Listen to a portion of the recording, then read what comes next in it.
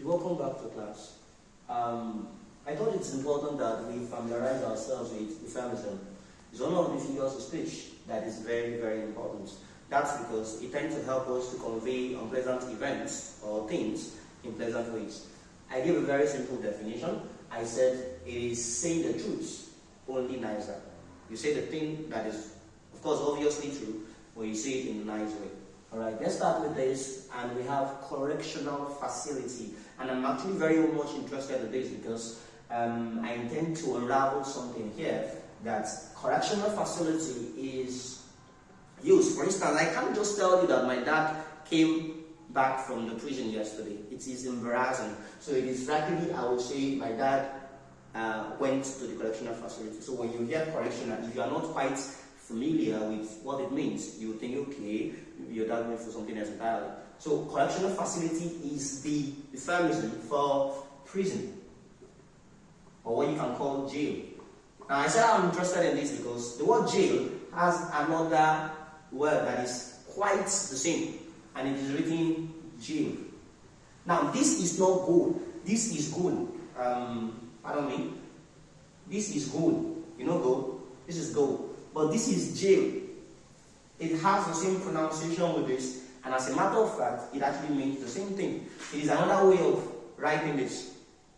Just the same way that if you come with me, you can have this hiccup, and then you can have this hiccup. The two of them are two ways of pronouncing the same thing. So jail and jail are actually the same. This is just another way of pronouncing, of spelling it. Alright, that's correctional facility. Then when you see someone is economical with the truth, that means that person is a typical liar. That person lies on impulse. He lies intuitively. So there are some people that don't rehearse lies. When you ask them, where are you? They have an answer for you and all of that. That kind of person is he's trying to economize the truth he has so that he will not waste it. That's why it is economical with the truth. That's a lie. Alright, and then it was in 2020 when I rounded off my service, 2019, right? And I was between jobs. When you see someone is between jobs, that means that person is jobless. Jobless. As at the time we were talking, the person is between jobs. That's I just left one and I'm looking out for another. That's you are between. That's between jobs. And of course, very quickly, senior citizens is used for elderly persons, older people. Of course, we have a way of categorizing whether it's 60 above, 50 above, but basically it has to do with elderly people. So when you say he's a senior citizen, you give your respect.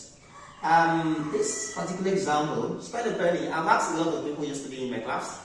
That's the Federal tutorial flow, and a lot of people said, well, maybe it meant to spend the last money you have or something. Well, no. Spend a penny actually means, if I say I've got to spend a penny, it means that I've got to use the toilets. To spend a penny means to use the toilets. Maybe to urinate, number one or number two, whichever one. Let's assume a child is asking her dad, what are you taking? I would like to have some. And that's well, you can't. This is beverages meant for adults. That means the dad is taking alcohol. So adult beverages is out of alcohol. It's just a way of saying it in a pleasant way. And then if you have been put in the family way, that means you are pregnant. Now I would like to say this, that for the most part, it is used for females that are not meant to have been pregnant. Obviously, you should marry before you get pregnant. So when you have things coming before marriage, you can say you have been put in the family. Of course, it actually means the same thing even when you're married. So in the family way means you are pregnant. Thank you. And then the last one is death. I intentionally wrote this because there are a lot of words to be used for death. We can have kick the bucket. So next time you use the word kick the bucket, you may want to be very specific. Do you really mean literal kicking of the bucket, or you mean the literary kicking of the bucket? It could also mean kiss the dust. He kissed the dust yesterday. It could mean passed on. It could mean a whole lot of things. Gone to the land of our forefathers. Land of our forefathers. It could also mean gone to the great beyond.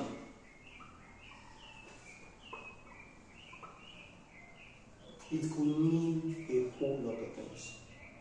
So basically, we've been able to explore euphemism today, and I've talked about sectional facility, economical with the truths between jobs, senior citizens, spend a penny, adult beverages in the family way, and debt. Thank you.